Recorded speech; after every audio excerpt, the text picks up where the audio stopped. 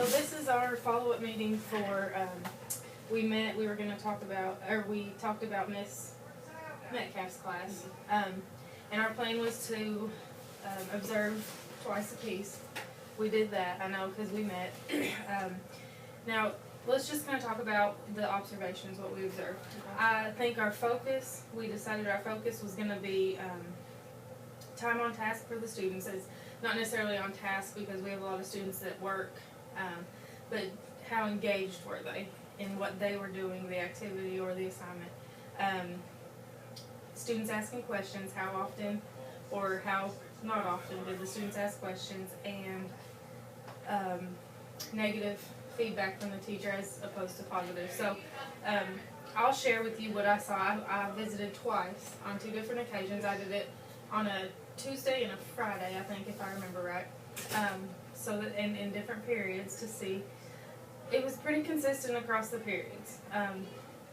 Students were very timid to ask questions. In a couple of her classes, she's got a collaborator. Then I think the kids were more apt to ask that teacher questions. So I think that's definitely a concern. And then there was a lot of negative feedback. I was kind of surprised because some of the kids have said that, but there was, and it seemed to be the same kids that when there was positive feedback, it was the same kids getting that. But I think a lot of the negative feedback came out of frustration from the teacher. And then the last thing was that I said students didn't ask questions. The negative feedback back from the teacher, and I think overall that leads to the students not being very engaged in what they were doing. So that's what I saw. Tell me what you. Okay. I saw a lot of the same things you saw. And 2 of the classes I observed, one had a collaborator and one did not. The interesting thing, kind of like what you saw in the collaboration class, the kids tend to ask the collaborator. I noticed they kind of raise their hand and lowly so that the collaborator could see it.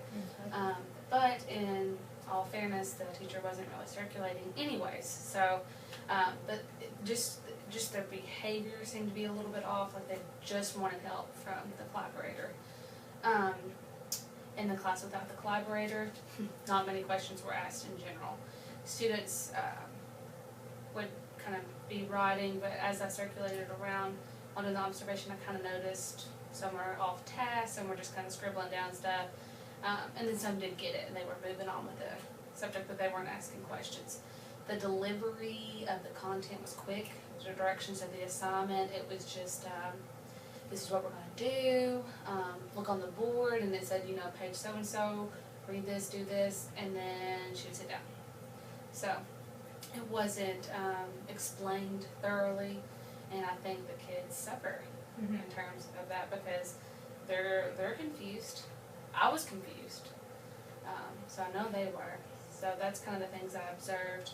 At least in the collaboration class, they had some extra assistance, but I think that frustration, I see that coming out quite a bit. Off task a little bit, like it takes 2 to work together. Right. You can't just deliver the instruction and sit down and expect it to be done. You just can't. Not correctly, at least, right? No. So that's kind of the same things I observed too.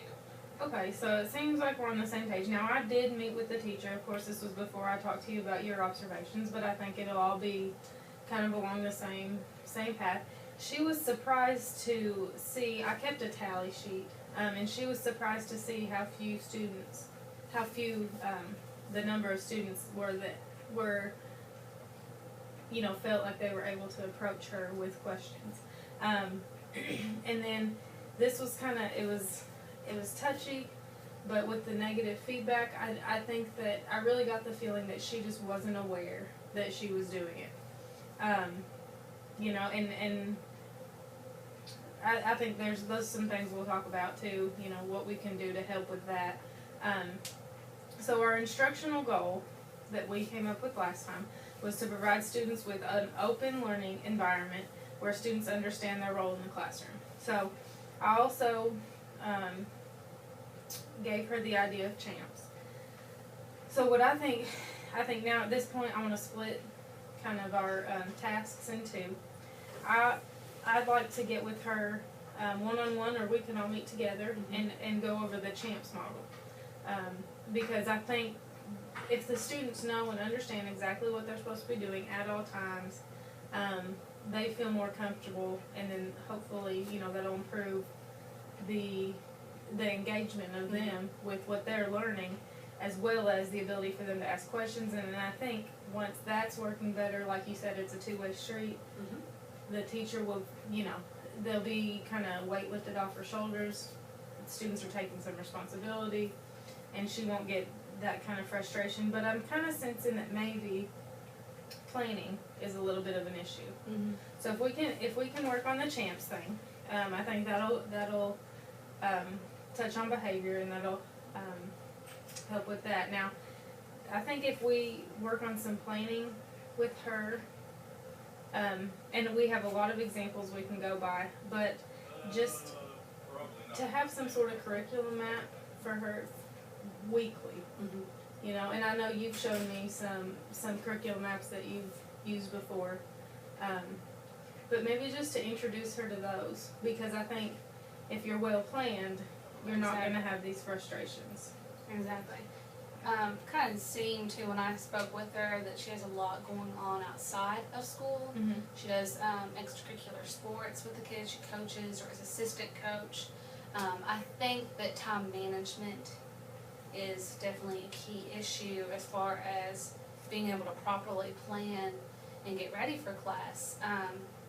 And that frustration might be coming from the lack of planning or not enough preparation for her to run the lesson through her head, kind of see how it's going to go. I think it's kind of like wing it, which would cause frustration, naturally.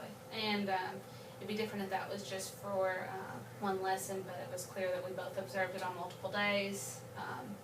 So, like you said, being made aware of the situation, I think that will help. And just having a better curriculum plan, and I've noticed that most other teachers do go by some type of curriculum map, and just makes it a lot easier. So maybe just a suggestion, since I'd like for you to take over kind of that that piece, a suggestion, start simple. Teachers are provided curriculum maps to go by. Okay. And I think maybe just use something rather than, because with as much as she has going on, you don't want to say, let's do full-blown lesson plans every day. That's not really realistic. So possibly just be kind of broad. We have this curriculum map. Let's go by this. And then let's just get a calendar out, and each day we write down the exact activities so that we're not just looking at, here's what we're supposed to be doing that day. Hurry, let me find something for them to do. Yeah, that matches that criteria. Right. Yeah, I agree. So I can help her.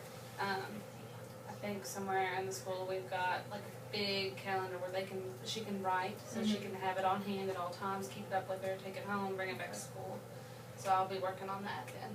I think she's frustrated with the performance of the students, both behavior and grade-wise, and so I think she is willing to try to, make some adjustments. That's good. But I think both of us, we gotta, approach it lightly. Make sure we also touch on her strengths. Make sure, she understands that she has those strengths. It's just, and again, this is her first year with this grade level, so she's had to switch and kind of revamp everything.